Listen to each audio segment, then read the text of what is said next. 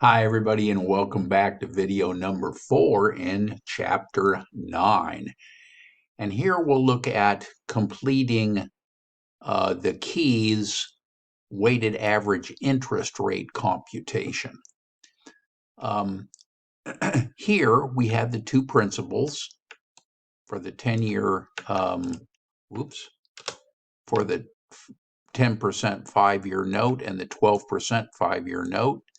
Total of $1,150,000, and the interest of $127,000. So very simply, our weighted average interest rate would be 11.04%. Now, the company determines the actual interest cost, which represents the maximum amount of interest that it may capitalize during 2025. Here's the construction note, $112,500, the 5-year note, $55,000, and the 10-year bonds, 12%. That's $72,000. So the actual interest here is $239,500. The interest cost that Key is going to capitalize is the lesser of $120,228.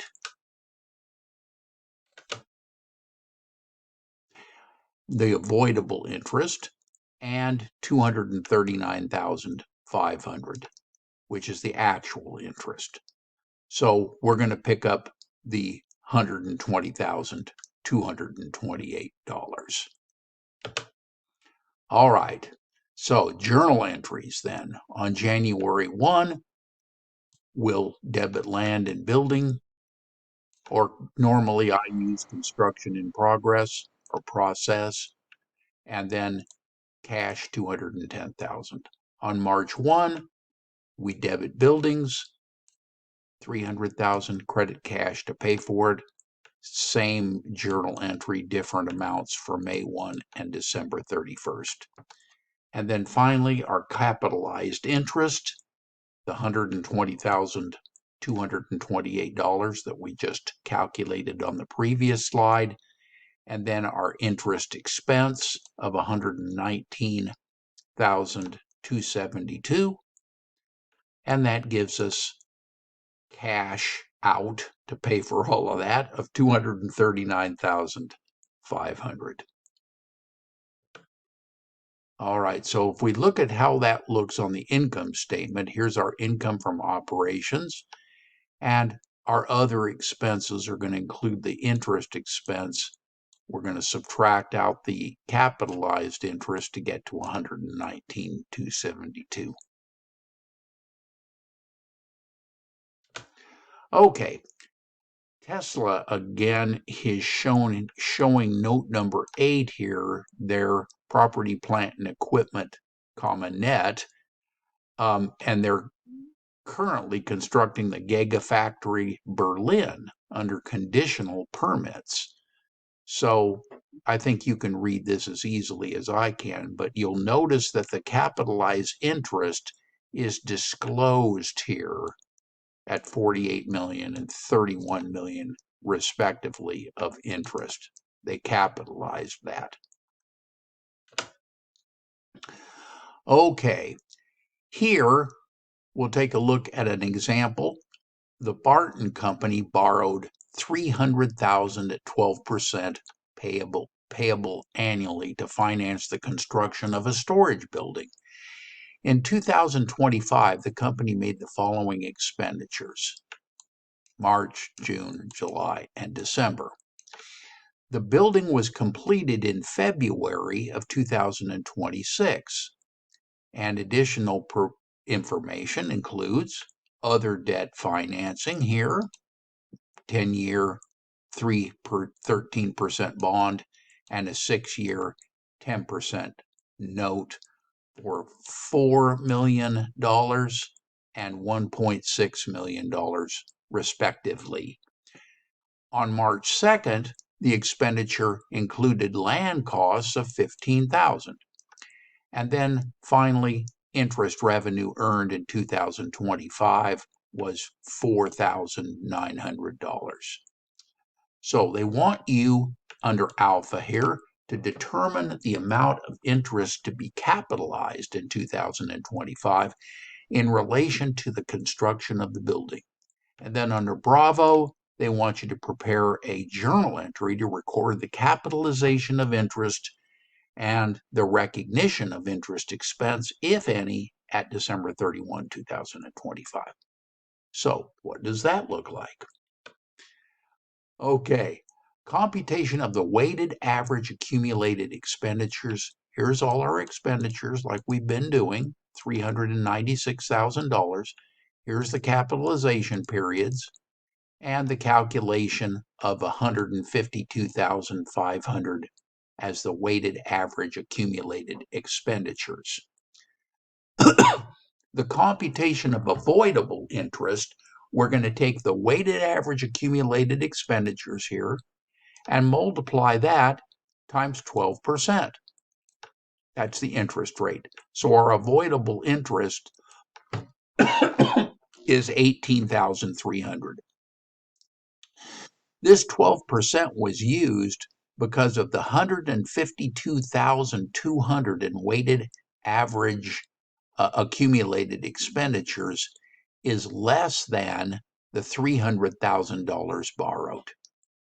So the computation of actual interest then, we have 300,000 times 12%, 4 million times 13%, and 1.6 million times 10%, totaling $716,000. Okay, we're going to use then the avoidable interest for capitalization purposes because it is lower than actual. All right, so here is the journal entry for that. The buildings are going to pick up that capitalized interest of $18,300. We'll have an additional $697,700 in interest expense. And here was our total interest expense, or total interest, I should say, less the amount we're going to capitalize. And that's where we get $697,700. And finally, we pay $716,000 in cash. All right. Now we'll take a look at explaining the accounting issues related to acquiring and valuing plant assets. Here, the company should record property, plant, and equipment at the fair value of what they give up, normally cash, and at the fair value of any assets that we receive, whichever is more clearly evident. All right, cash discounts. Here's some key terminology. Cash discounts, that's the discount for a prompt payment. I call them prompt payment discounts.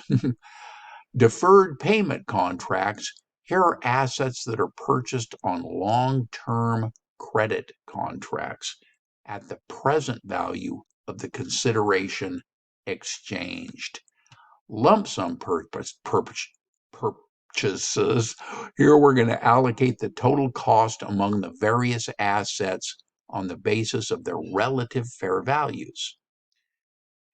And I think you probably had that in your 1A or 101 financial accounting course previously.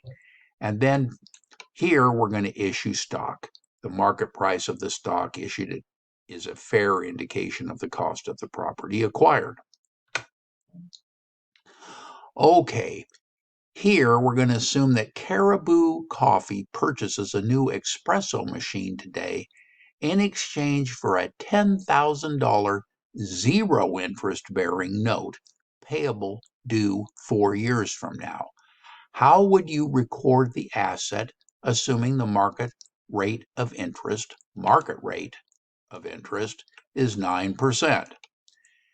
Caribou would not record the asset at $10,000. Instead, the present value of the $10,000 note establishes the true exchange price of the transaction or the purchase price of the asset.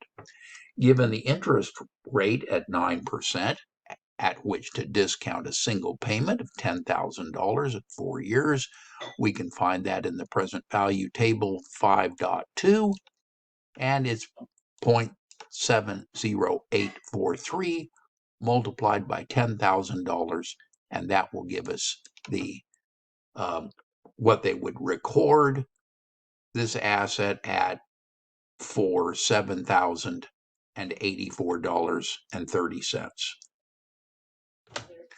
Pretty straightforward there, I think. Now, Sutter Company purchases a specially built robot spray painter for its production line on January 2, 2025.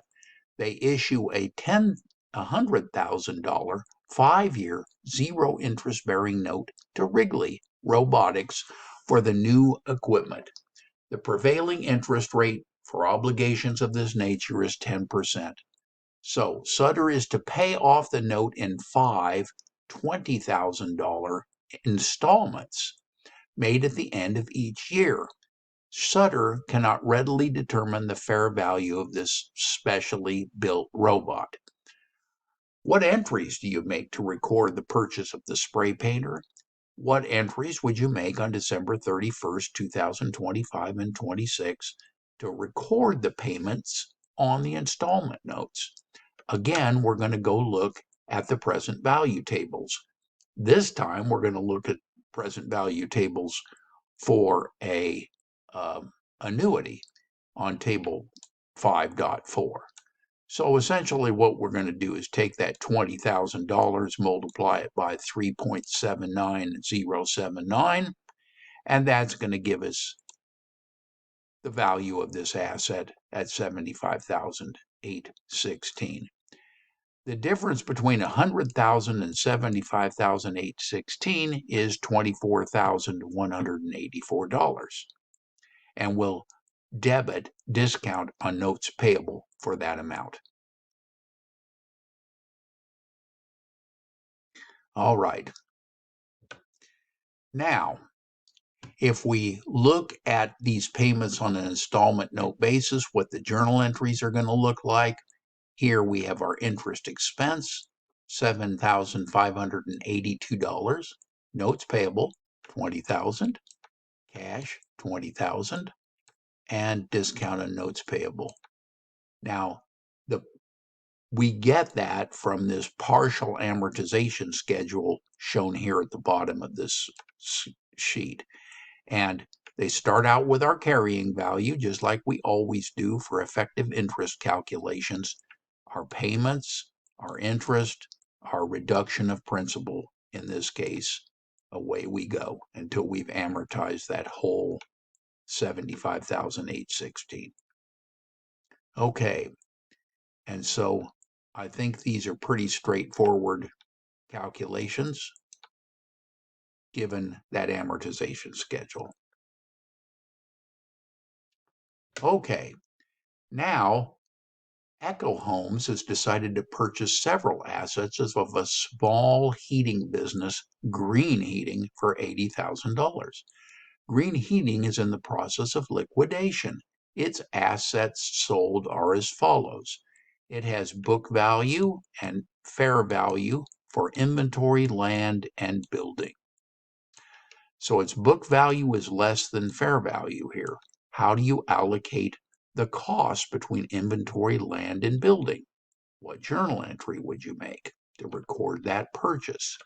So here we do that, I think, very straightforward. We create a percentage here of the $100,000 that we actually